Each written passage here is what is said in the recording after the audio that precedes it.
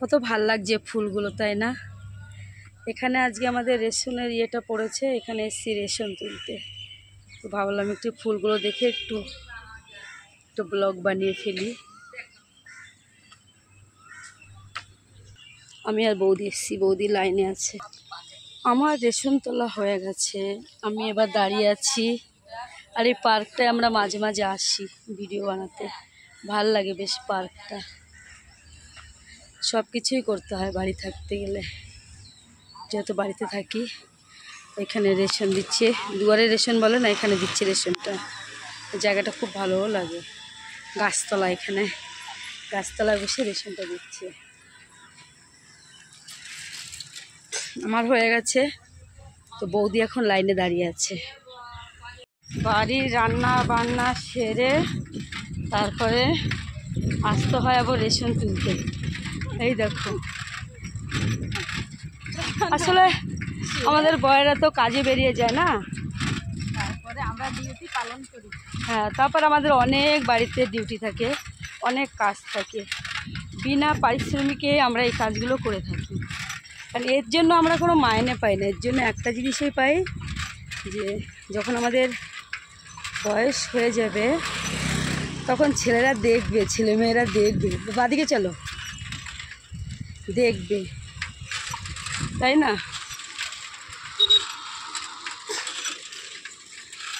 এই রোদের মধ্যে সাইকেল চালিয়ে রেশন তুলে বাড়ি যাচ্ছি।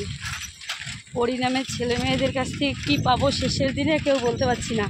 তুমি বলতে পারো কি পাবো না, কি হবে, কি কপালে কি এনেছি জানি না। হ্যাঁ, সেটা একদম ঠিক, যেই 4 আঙ্গুল কপালে কি আছে বলতে পারছি না। করে যাই না, কর্ম করে যাই, তারপরে ফলের আশা পরে। হ্যাঁ, বলে না আগে তারপরে ফল, কর্ম না করলে ফল হবে না। কথায় বলে বীরখ তোমার নাম কি, ফলের পরিচয়।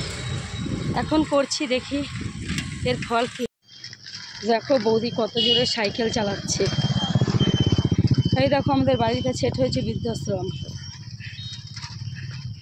শেষের দিনে এখানে এসেই মনে থাকতে হবে, একদম বাড়ির কাছে। এই জন্য আরও একটা জিনিস ভাবতে গেলে খুব খারাপ লাগে, দূরে হলে একটা কথা, যত বাড়ির কাছে। না না, দেখো বন্ধুরা কি বলছে, ছেলে থাকলে নাকি বৃদ্ধাশ্রম আসতে লাগে না, আরও বেশি আসতে লাগে, তাই না? তো ঠিক আছে, ওই দেখো একটা ঝিল, এটা হচ্ছে জলের ট্যাঙ্ক। এটা তো সবাই ভালো থাকবে, সুস্থ থাকবে, আবার চলে আসবো পরের ব্লগ নিয়ে। ততক্ষণে তোমরা সবাই ভালো থাকো, টাটা।